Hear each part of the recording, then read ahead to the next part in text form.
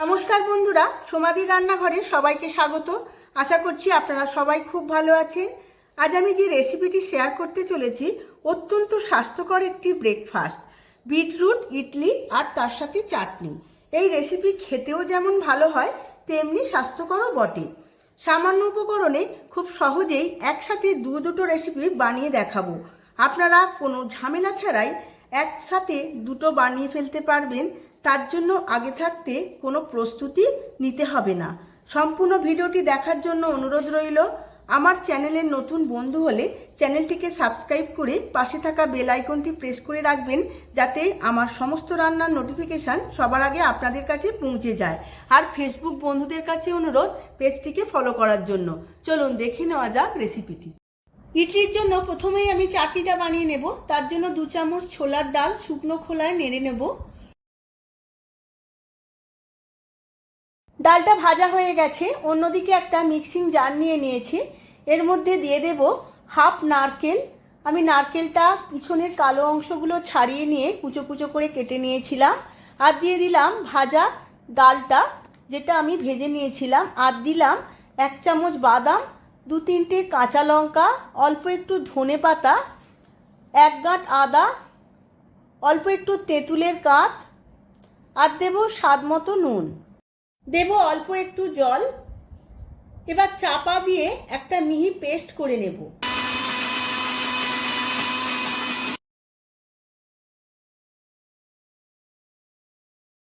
সমস্ত উপকরণগুলো মিহি পেস্ট হয়ে গেছে। এবার এর মধ্যে একটা তড়কা লাগিয়ে নেব। তার জন্য একটা তড়কা প্যান বসিয়ে নিয়েছি। এর মধ্যে 4 চামচ সর্ষের তেল দিয়ে দিয়েছি। এর মধ্যে 1 চামচ বিউলির ডাল, 1 চামচ ছোলার ডাল। ডালগুলো খুব ভালো করে ভেজে নেব।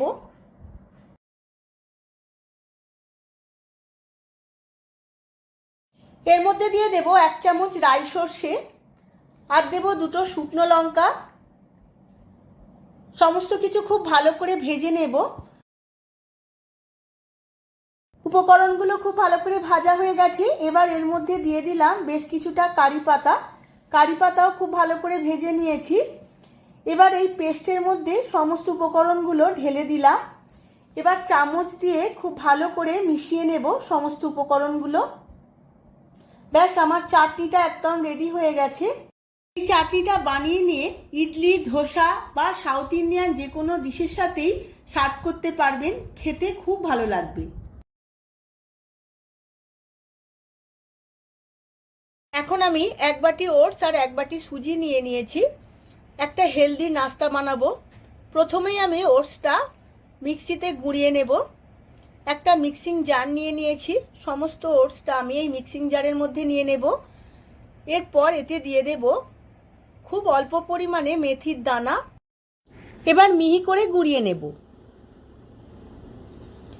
মিহি করে গুঁড়ানো হয়ে গেছে। এবার একটা বোলের মধ্যে ঢেলে নিচ্ছি। এর মধ্যে দিয়ে দেব সুজিটা। এবার এর মধ্যে দেব 1 বাটি টক দই। সমস্ত কিছু খুব ভালো করে মিশিয়ে নেব। এর মধ্যে অল্প পরিমাণ জল লাগবে, তাই অল্প একটু জল দিয়ে দেব। সমস্ত মিশ্রণটা একটু টাইট টাইট করে রাখতে হবে। এইভাবে 10 থেকে 15 মিনিট রেস্টে রেখে দেব, যাতে সুজি আর ওটস খুব ভালোভাবে ভিজে যায়। এখন একটা মাঝারি সাইজের বিট নিয়ে নিয়েছি। এই বিটের স্কিনটা একটা পিলার দিয়ে ছাড়িয়ে নেব।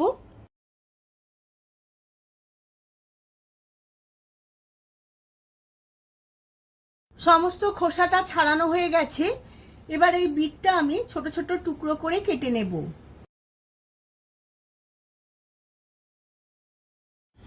এইভাবে ছোট ছোট করে টুকরো করে কাটলে মিক্সিতে বাটতে সুবিধে হবে, তাই আমি খুবই ছোট ছোট করে কেটে নিচ্ছি। এখন একটা মিক্সিং জার নিয়ে নিয়েছি।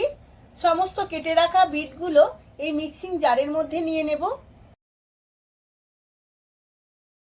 এর সাথে নিয়ে নেব 1 মুঠো কারি পাতা, 1.5 ইঞ্চির মতো আদা, আর কয়েকটা কাঁচা লঙ্কা। এবার সমস্ত কিছু একটা মিহি পেস্ট করে নেব।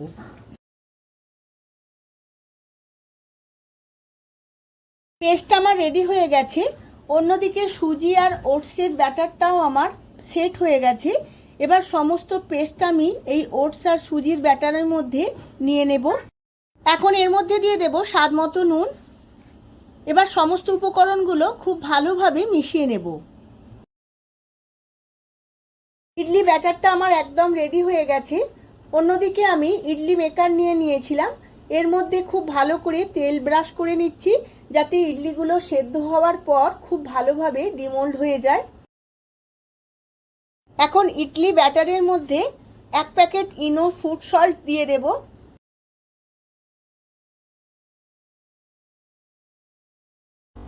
এরপর দিয়ে দেব অল্প একটু লেবুর রস। এবার সমস্ত কিছু আবারও মিক্স করে নেব, খুব ভালোভাবে মিশিয়ে নিতে হবে। দেখুন বন্ধুরা কত পাতলা হয়ে গেছে ব্যাটারটা। ইনো ফুড সল্ট দিয়ে বেশিক্ষণ রাখা যাবে না। ইডলির ব্যাটারটা আমার একদম রেডি হয়ে গেছে। এবার মোল্ডের মধ্যে 1 হাতা করে ব্যাটার দিয়ে দেব। একটু জায়গা খালি রাখতে হবে যাতে ফুলে পুরো কভার করে যায়।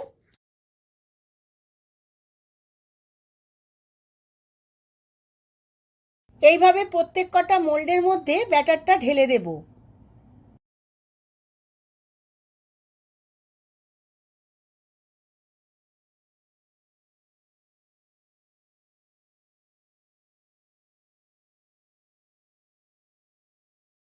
সমস্ত মোল্ডের মধ্যে ব্যাটারটা দেওয়া হয়ে গেছে।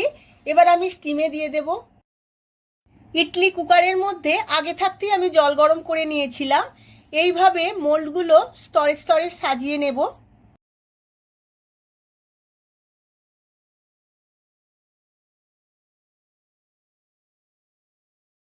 সমস্ত মোল্ডগুলো আমার সাজানো হয়ে গেছে। এবার চাপা দিয়ে 20 মিনিট স্টিমে দিয়ে দেব। আমার 20 মিনিট ভাপে দেওয়া হয়ে গেছে। এবার দেখে নেব।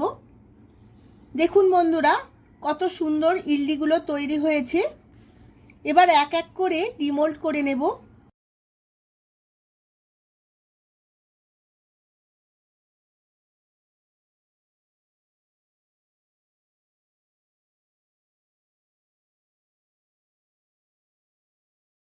আমার সমস্ত ইডলিগুলো রেডি হয়ে গেছে। আমি সার্ভ করে নিয়েছি, তার সাথে বানানো চাটনিটাও দিয়ে দিচ্ছি। এই চাটনির সাথে ইডলি দারুণ খেতে লাগে। আপনারাও আমার মতো করে বাড়িতে একবার বানিয়ে ফেলুন, দেখবেন ছোট বড় সবার খুবই ভালো লাগবে। ভিডিওটা যদি ভালো লেগে থাকে ভিডিওটিতে প্রচুর প্রচুর লাইক শেয়ার কমেন্ট করবেন। আজ তাহলে আসি, আবার দেখা হবে পরবর্তী ভিডিওতে নতুন আরো অনেক নতুন নতুন রেসিপি নিয়ে। ধন্যবাদ।